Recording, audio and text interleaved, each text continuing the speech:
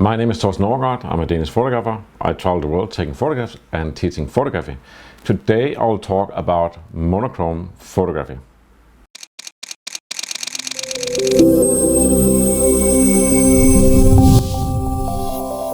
So today I would like to talk a little bit about monochrome photography in general. When you meet Leica photographers, it's very likely, you would say 70% probability that you meet a person who have a color camera or a camera that is able to take colors, but the person takes black and white. I don't know why it is like that, but it's something I've seen over the years in my workshops and everywhere else, that people that like Leica also tend to like black and white photography. So in that sense, it's no wonder that Leica came out with, in 2011, they came out with a monochrome camera, the Leica M9M or Leica M monochrome. And this is an 18 megapixel CCD sensor that is black and white and is very unique.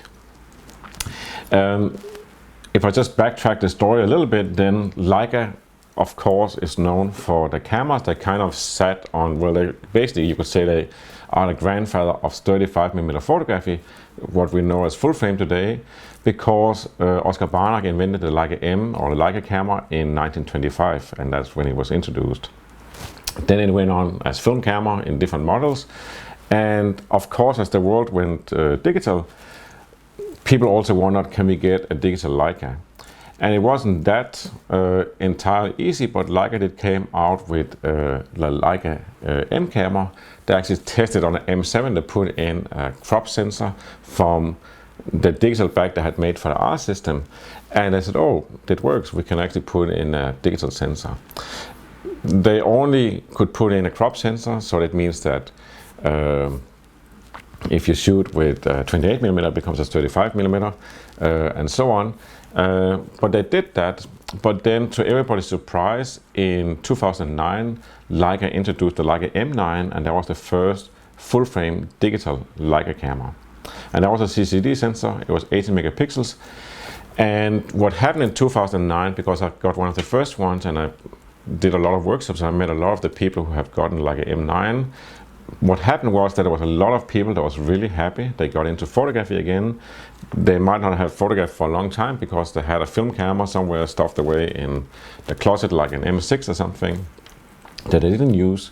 And now they got an M9 digital camera, and you could get like instant photographs. And that was very exciting, and it was felt and still feels like a real Leica. It's a brass built body.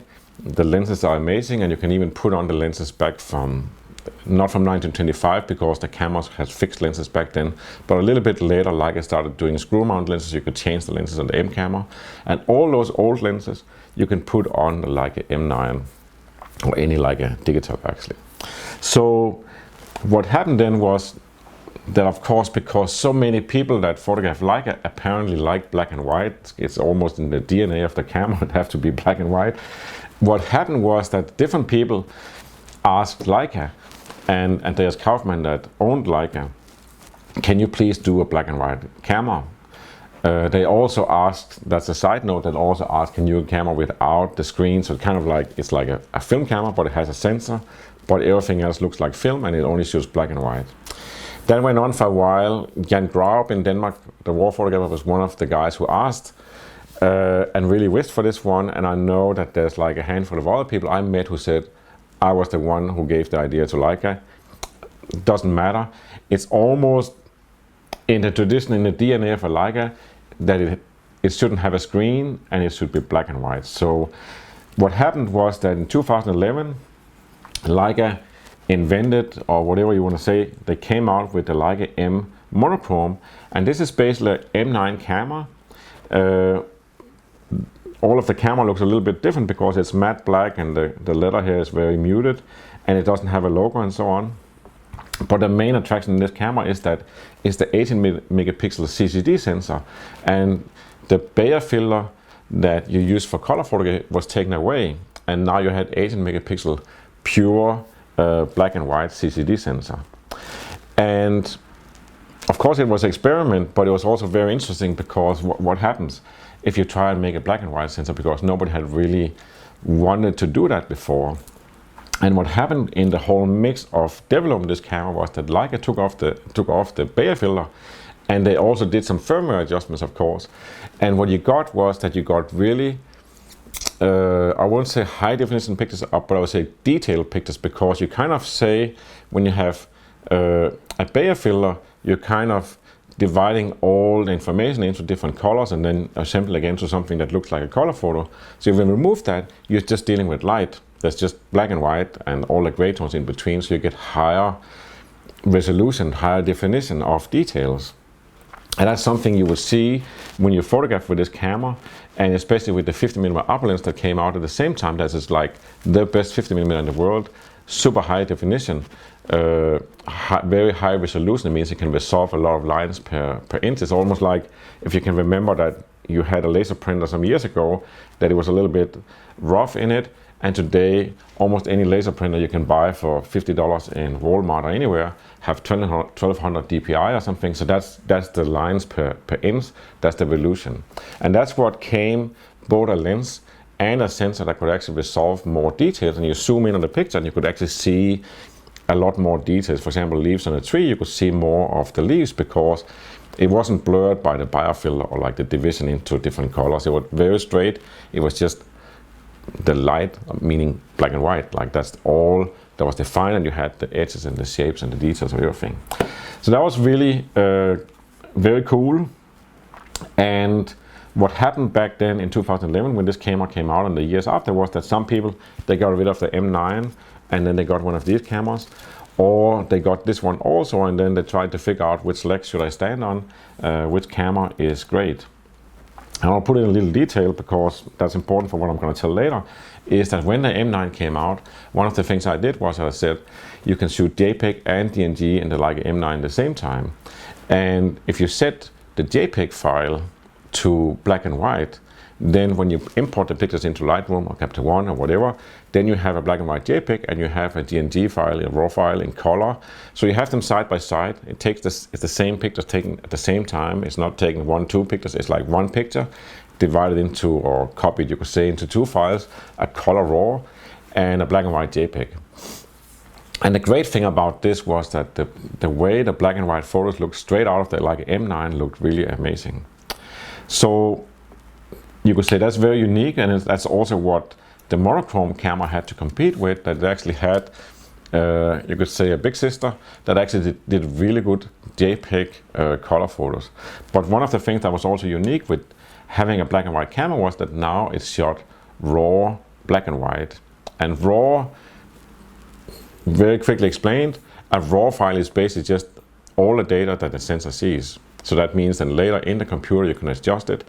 You could say in color, you can adjust the color tones and everything, but mainly you can go up and down exposure, you can increase shadow details, you can decrease highlight details and stuff like that. And that means it's much more flexible. You can beat out much more information from the file. You could say if you use Lightroom, it works perfectly. If you use Capture One, it seems to preserve more of the quality, more of the data, more of the original raw file. So you could say even if you shoot color or black and white these days, you should Capture One because it's the best quality of pictures because it preserves the files. Different story. I'm trying to stay on track here. So that's what happened with the monochrome. I can take my own story with the monochrome as an example of what does it do to get a monochrome camera, because it's so unusual to, and it even costs more. You pay more and you get less, you don't get the colors. It's very Leica, and it's also very, you could say, if you like simplicity, that is how it works. The simpler you want something, the harder it is to make and the more it costs to make, and there's also fewer people who want that. And we had Leonardo da Vinci that said that simplicity is the ultimate sophistication, and that is basically what it is. This is an extremely simple camera. So what happened when I got this camera was that I took it out of the box, and I was in Denmark that day, and it was like, I think it was spring, but I went outside, I went to a cafe and I had this camera with me, and the first thing that strikes me is that it's beautiful blue sky with the sun breaking through, and the grass is green and the trees, all the colors looks amazing. It's really bright, it's just after rain. And I have the black and white camera and I cannot take colors. And somehow I remember I was actually amused. I cannot take those colors, I just do black and white. I don't care about the colors. And I know similarly from Jan Graup, when he took this camera to Afghanistan to photograph there, he said, I just didn't care about the colors, I just black and white. And there's something, that sensation that no, I just deal with this. There's something amazing with that. Say no to everything else. I just deal with this. There's something about that, and that's one of the things with the monochrome camera. Then when I moved on using the monochrome camera was that I realized that I got into a mood and I could take beautiful black and white photographs, but I was missing the colors. So when I had a magazine that I went to Nepal to do a reportage for 5 days. So I would take also the monochrome camera, and I would take the M9 and I would shoot black and white and color with that one. And when I submitted to the magazine, there was some beautiful black and white photos from the M9 and also from the monochrome amongst them. And the art director and everybody said, oh, this is beautiful. This is an amazing photograph. And then when the magazine came out, the photo wasn't in the magazine. I said, what happened with this one, this beautiful black and white, what do you do? I said, oh no, it has to be colors. So that's what I realized, that I would take photos and I would need to have it also in color, or have it mainly in color. Even, you say, no matter what I do, if I go to Bangladesh and I take photographs maybe for a magazine that have to be colors. But of course I also live in Bangladesh for some days or weeks. So I also take photos for myself, and a lot of those end up in black and white. So I kind of want to have both. So for me, the solution was, okay, I'm not going to use this camera that much. I'm going to stay with the M9. And what happened with this one, actually, I sold this one to my assistant at one point. I said, okay, I'm not going to use it anymore. I'm done with it. And this is a very special camera because it has an engraving up here that looks like it says Leica. Because I have, basically on all my cameras, I have an engraving made with Leica here. That is a very traditional engraving, it just says Leica. This one I thought, I'm going to put a different engraving on this one, and I put on the first word that came to mind when I got this camera, and that was sexy. So it's made like it looks like Leica, but it actually says sexy. And there's only 2 cameras that was engraved, custom engraved in the world. This is one of them. But anyways, I sold it really cheaply to my, or a really good price for my assistant. And then I went on, there came the M240 and so on. And it wasn't until recently, like a year ago, that I looked at some of my old monochrome pictures and I thought, wow, this is really beautiful. And I realized, okay, I need this camera back. It's part of my family. Give it back to me. So I wrote to my assistant. I said, hey, do you still use the monochrome? He said, no, actually I don't. I have an M9 and a monochrome that I don't use. So, and we did a trade. He got an M10 or M10P for those 2 cameras, and then I got this baby back. So there is something about this. Even I will admit I don't use monochrome a lot. I really like this camera, and I like the sound of it, I like the feel of it, I like the whole history of it, and I feel like this camera is part of my history, or part of this camera's history, because I was in Berlin for the introduction of the camera, and I do have used it a lot, but I do have used M9 and other cameras more, M240 and M10. That was this camera, the monochrome. You could say this is the mother of all Leica monochrome, if there is one. Is this one. For me, this is the real one, because the sensor tuning and everything is so perfect. Then we can move forward. The M9 was replaced with the Leica M240. If you're not familiar with Leica numbers, that doesn't make a lot of sense, but what did happen was that Leica said, oh, we're going to do like Apple. We're going to have the MacBook Pro. It doesn't have a MacBook Pro number, it just have a MacBook Pro like model number. So the model number was the M240, so 240 is the model number. So the idea would be we're just going to do different model number, modify a little bit, and then not call it M9 or M8 and M7 and all this. The M240 came, and about, I think, 1.5–2 years after the M240 was introduced, came the M246. And that was the monochrome version of the M240. So again, like I did what they had done with the M9, they stripped the sensor. That was a CMOS sensor, 24 megapixel. They stripped that for the Bayer filter and said, okay, here we have a black and white version. And I got this camera, and I remember I went to Munich, I went to Paris, I went around with this camera, and I wasn't that happy with it. And I wrote, I'm not happy with this. I don't like that the highlights tends to just go into a plastic white look. They don't look pretty. I don't like the lighter gray tones of this.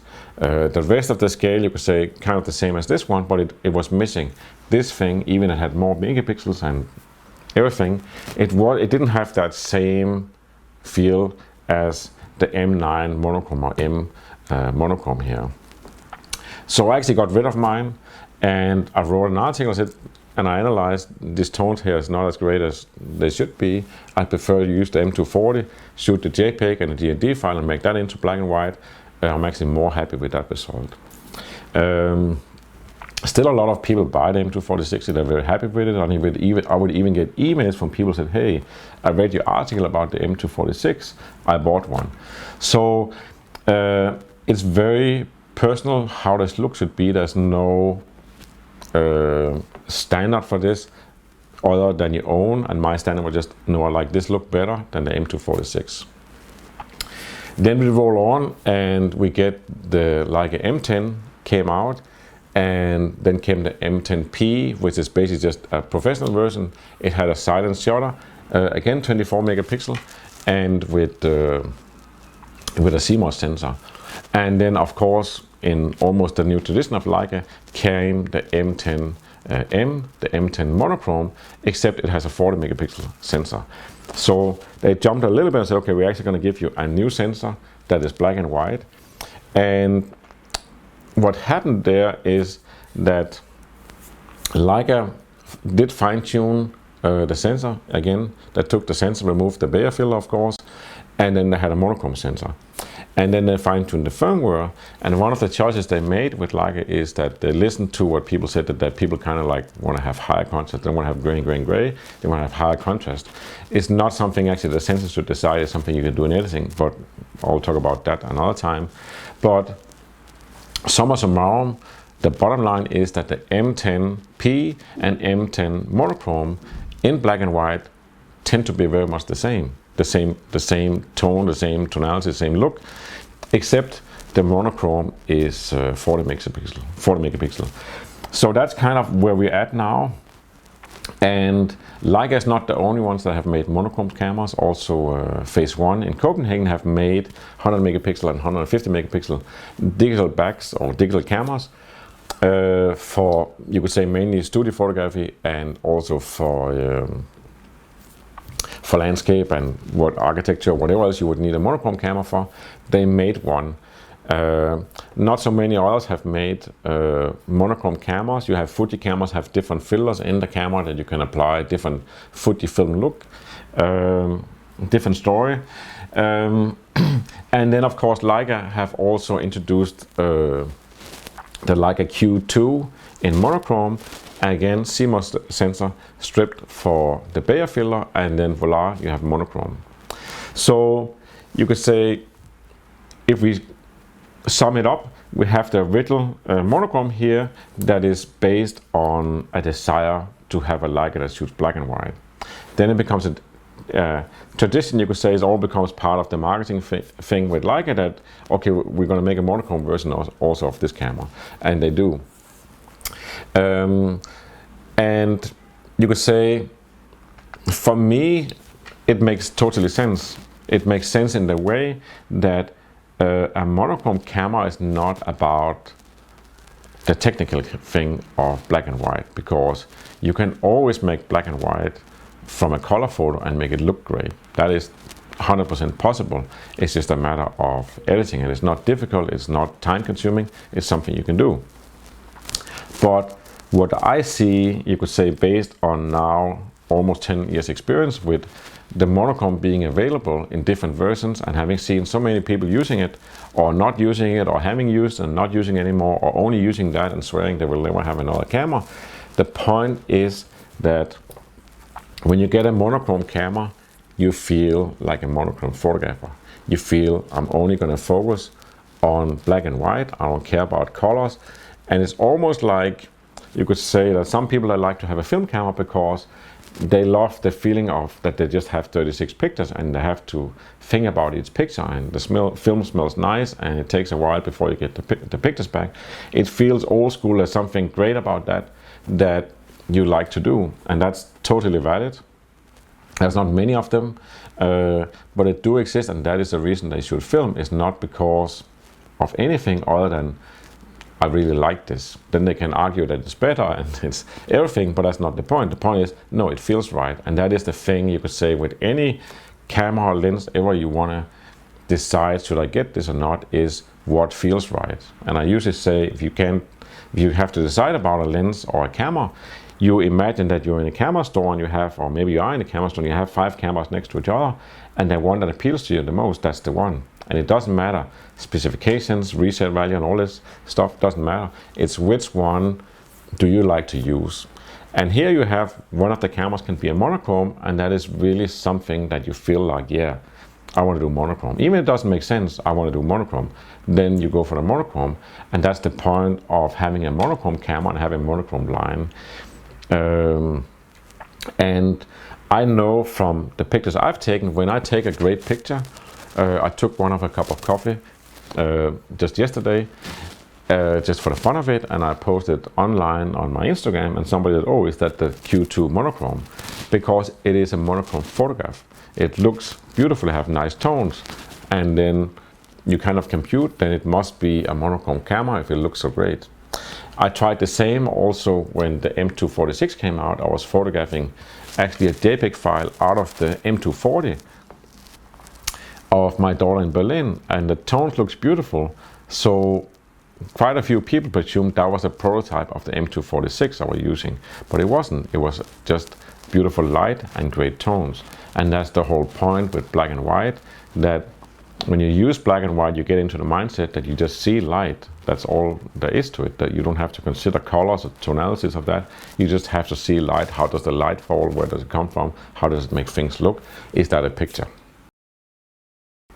So now we know there is monochrome cameras and there's also monochrome photographers.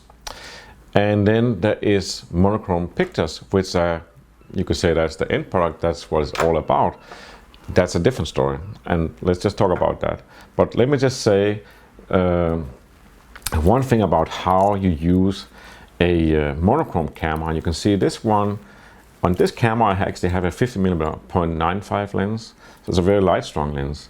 But in the moment that you take the same sensor as was in the M9, that was 160 ISO sensor, the base ISO of that one, the lowest you could go without losing quality, was 160 ISO. When you take off the Bayer filter, you give more light to the sensor, so you actually give twice as much light. So that means that this sensor suddenly becomes 320. So that's the lowest ISO you can go. So that's great for night photography and in the evening indoor. But what if you want to photograph in the sunshine with a light strong lens, a 0.95 as this one, or 1.4? Well, that's when you need sunglasses for the lens like this one. So you put on a neutral density filter. It's this one, it's an ND filter, and you can see here that it's just I call it sunglasses for the lenses. It is neutral density, and that's exactly what it is. So it's a neutral filter. It doesn't add contrast. It doesn't change the colors. You could say it doesn't matter with this, but you also use this one for color photography. It doesn't change anything, so it's not like sometimes when you put on sunglasses. I don't like sunglasses because I like to see things how they are, but if you put on sunglasses, they change. Often they can have a color tint, so it becomes yellow or bluish or greenish or something, especially for if you go skiing, you have to have dark green glasses. So it changes the color of everything, but it also changes the contrast and also changes the apparent contrast for the eye. This one doesn't change anything. What this one does, this is actually like its own one. So this one takes 4 stops away. So you could say 4 stops mean that if I set this camera to 320 ISO, then I take 1 stop where that's 160, then I go 80, then I go 40 ISO. So suddenly I can use a light strong lens wide open, and I can stay within the maximum shutter speed of this camera, which is 4,000 of a second. I can't shoot faster with this one. It doesn't have electronic shutter, and it's a mechanical shutter that can only go as fast as it can be 1/4,000 of a second. So that's why you need an ND filter. For this one, the same with the Leica M246 is a base ISO of 400, but then comes the M10 monochrome, where you can actually go very low in ISO. So that's the first monochrome camera where presumably you can photograph without ND filter. And that's something you can test for yourself to see if do you really believe that the result is good enough. It's a new sensor technology where we have kind of like 2 levels of base ISO. That's the first one in the M10 monochrome. So it makes totally sense. But if you want to photograph with a monochrome camera, you need one of these, basically for each lens you have that you want to use, if you want to be able to shoot them wide open. So that's a small detail, but else you could say the camera looks and operates in many ways exactly just like a M9. This one is the M9 monochrome. It operates the same way as a M9 color camera. This color camera is the same for the M246, and the same for the M10 monochrome, and the same for the Leica Q monochrome, and of course also for the Phase 1 monochrome and color back. Everything is the same except no colors.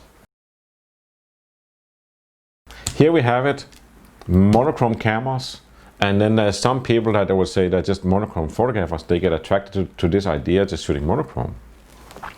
But then we have the essence of it all, and the essence of it all is basically just monochrome photographs. And even before we had monochrome cameras, I would see in my workshops that we would go out and photograph. The first day, second day, we would do workflow and we would sit and edit. And then we would, at the end of the second day, we would look at a handful of photos for each photographer. And 70% or something would be black and white.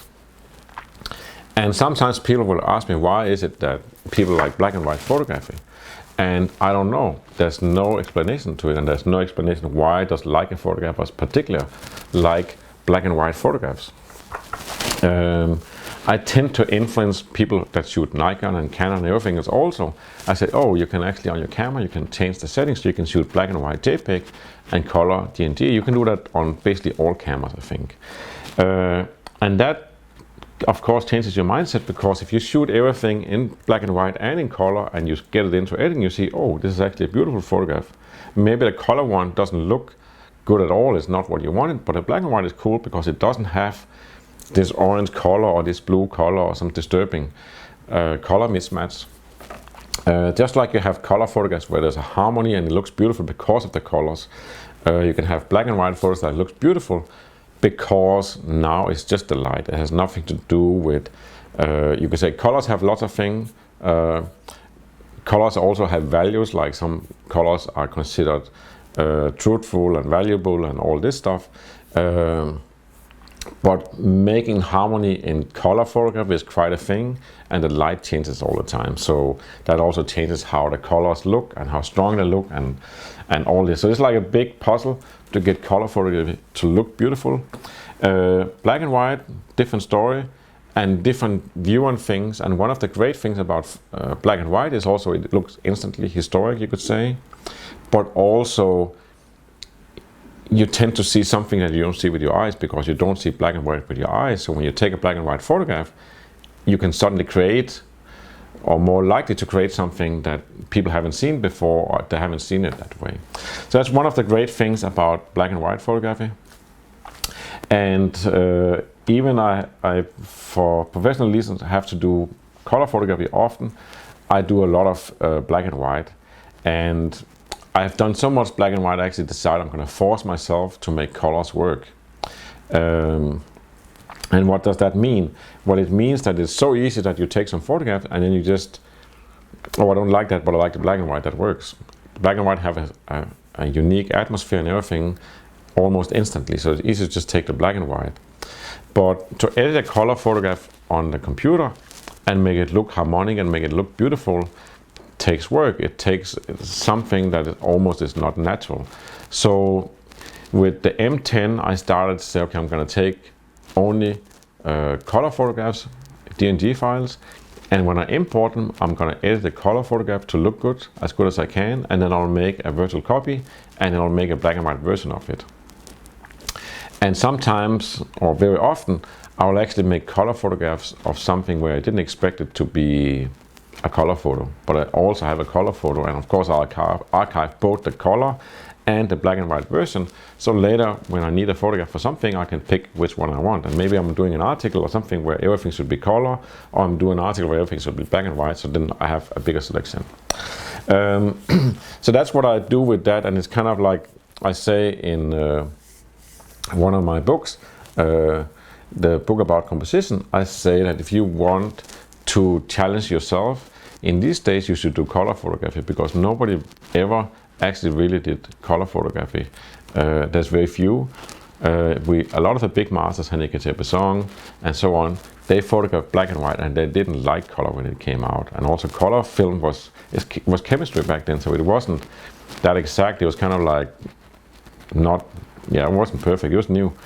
And then, so you could say real color film, high quality color film didn't really arrive, and then came something that was pretty good, and that was Kodachrome, and everybody started taking, got cameras and color film, and they went around as tourists and took photos all over the world, kind of like people use the iPhone today or a smartphone. And that's a lot of color photography, so we kind of get used to this, and the television became color, and the newspaper started printing color photos, and then everything had to be color, and magazines became color. So everything is color, color, color. But nobody really thought about how is the aesthetic of this. How do I make something that really sings? Something that looks really beautiful? And that is the challenge, that when you go out and take a photograph in black and white, you look at the light. You just have to have the light and darkness and the tones to harmonize, and the lines and stuff. You can play with that. If you want to do the same photograph in color, you have to deal with that orange waste bin over there, or this blue sign there that is in the way, because suddenly they just stand out in the photograph. So you have to find locations and light and angles and everything, and frame it so it has harmony and it makes sense that it's in color. So that's why I say that's the new challenge.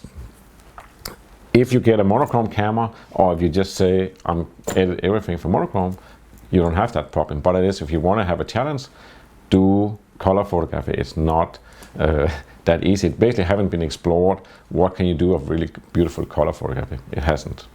So back to black and white. Once you get into black and white, you could say when you had film cameras, you bought a film, Ilford or Kodak film or whatever film, and that film you would develop and you would print it in the dark room, or even if you didn't print it in the dark room, you just scan it on a scanner these days. Basically the film determines this is the look of it. This is how high or low contrast you have, or this is how it deals with tones. And so you could say you don't have to worry about should it go this direction or this direction, because it's in the film. So you chose this film. If you shoot Ilford, that's the look you get, and that's your look. And with digital cameras, you get a little bit more possibilities, because you can edit more. But basically monochrome cameras, they don't have Kelvin. So you could say you cannot change the Kelvin in it. You can say if you change the Kelvin, then a red color, as you change the Kelvin, it's going to go from light to dark, and so on, and so will all the other colors. Monochrome cameras just have their basically set for daylight, 5400 Kelvin, and then it's black and white conversion of those tones. It does mean that if you take photographs of skin or colors indoor in the evening, where it's 3200 Kelvin typically, then the tones are going to be translated differently. So the red outside in daylight is not going to look the same as the red inside. But you can't do anything about it, so it doesn't really matter. It's just that's how it is, and that's part of the simplicity of having a monochrome camera. Then you have one thing that people sometimes feel is important to know about, and that is Ansel Adams. He had the Zone system. And the Zone system, even people tend to talk about it like it's like some science project, that one day when we move to Mars we will understand it. It's not. It's actually very simple. What Ansel Adams did is that, of course, he knew that each color translates into a gray tone. but also as the light changes, so does how the tone translates. And basically what he did, you could say he worked mainly in the landscape and he worked nearby water.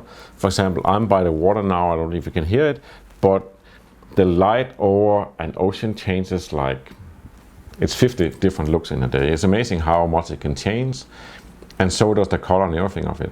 What Ansel Adams did was he went out to the beach and he went up in the mountains, he went out in nature, and he would actually measure what will the gray tone be of the sand in sunshine, what will it be just before sunset, what will it be in this light and this light.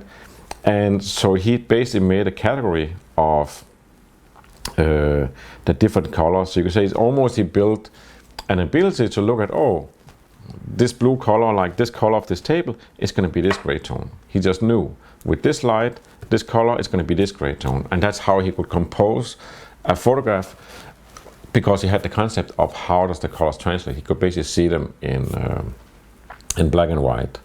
When I was a teenager, I photographed black and white film. I had a Nikon when I was 15, and what I did is I almost always had a red filler in front of the lens, because then I saw things in just, you could say red and black, but basically black and white. What the red filler also does is that it makes red tones lighter, so the skin would be lighter, and other red tones in the picture, like for example this table, would be lighter than without a red filler. But I used it just as my way of just, when I looked through the camera, I saw the world in monochrome basically. So it's the same as Ansel Adams had. He was just very technical about it. He wrote books about it and he made the zone system. So that's what it is, and that's something that you could say you learn to see it. Somehow you sense this is a good photo. Even I just have a monochrome camera, I only shoot black and white. It's perfectly fine. You don't have to be able to predict exactly. A lot of things in photography is something you feel this is a good photo, and sometimes it is. Sometimes it's much better than you thought. Sometimes it just is crap. That's why you can take. That's why you have 36 pictures on a roll of film, or you can take 2,000 pictures on a memory card. Some of them work, some of them doesn't, and that's the same. It's the same for everybody. Nobody takes perfect photo each time they take a photo. So the zone system is not complicated. It's just those are the tones, and he kind of dedicates that this tone is the skin of a person like me. This tone is sand, this is a stone, this is the green leaves on a tree, the grass is like this, a mountainside is like this time of year it changes to this tone. That's his system, that's how he knew. You have exactly the same, that when you take monochrome photographs, is that it goes from black to white. And you can say it's 50 different tones, or it's 256, or it's just 10 or 12, doesn't matter, it goes from black to white. One of the important things for me when I take black and white is I like them to go from dark black to white or almost white. And that's one thing I noticed when the monochrome came out. It has, you could say, so rich gray tones, so people tended to make very gray and gray photos. And I don't like that look. I like, whether I take a color photo and make it into black and white, or I take a black and white photo. With this one, I'm going to edit it so I get contrast. There's a basic thing in editing photograph is that, for me, that I tell people is when you take a photograph, a portrait of a person, then the exposure of that photo should be, and the whole editing should be, the skin have to look like skin. You cannot edit me and I look like I come from Caribbean or something, or like I'm totally white in the face. That's not my tone.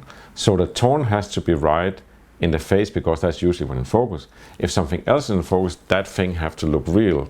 So that's what you edit from. That's the first thing you edit for. Okay, the skin tone, the face have to look right.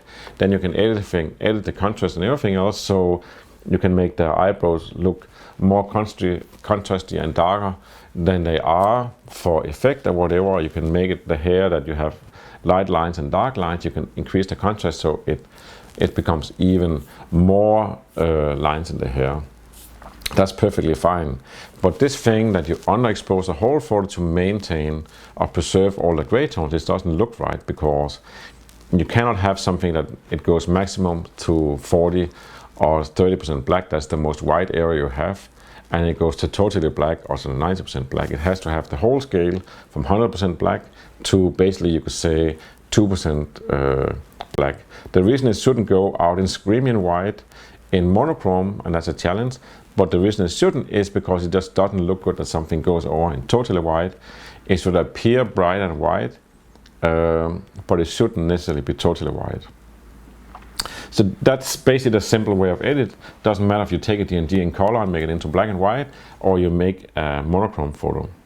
One of the challenges of the monochrome cameras and the sensor was that when the first monochrome came out, you took photos, and when you overexposed something, and then you tried in editing to change the exposure and get the white back and get some definition in the white, you couldn't. It was gone. It was totally blown out. And that's a unique thing for the monochrome, and you can photograph from that, so you can expose it for that. And also, of course, the things you can take photos of. There is, in my opinion, what I would call monochrome weather, black and white weather, and that would be, you go to London and it's overcast. It's perfect for black and white. The more gray it looks the day, the more boring it looks to the eye, the better it is for monochrome, because you can capture all the shadow details, and you can capture the highlights without blurring the highlights. You can get the whole scale from black to totally white without losing anything. You have the details in the dark and you have the details in the white. That's perfect. That's monochrome weather. So that's overcast weather. If you have sunshine, you have a lot of contrast, and that is something that is a challenge to do with this. It's not impossible. I know a director in Hollywood. He has a whole style on his photographs where it's very high contrast and it's monochrome, and it looks beautiful, and that's his style. And he just kind of mixed, okay, this is how I'm doing it. Ansel Adams has his way, I have my way, you can have your way. But that's the limitations with that.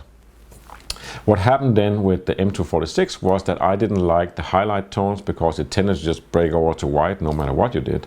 So you go out in an overcast day in Paris, and the light is actually soft, and even there's light, sometimes when you get out on an overcast day and it looks gray, you measure it with a light meter, you'll see there's actually a lot of light coming down. So you do have contrast, but even on days where you have what I would call monochrome weather, it should be perfect.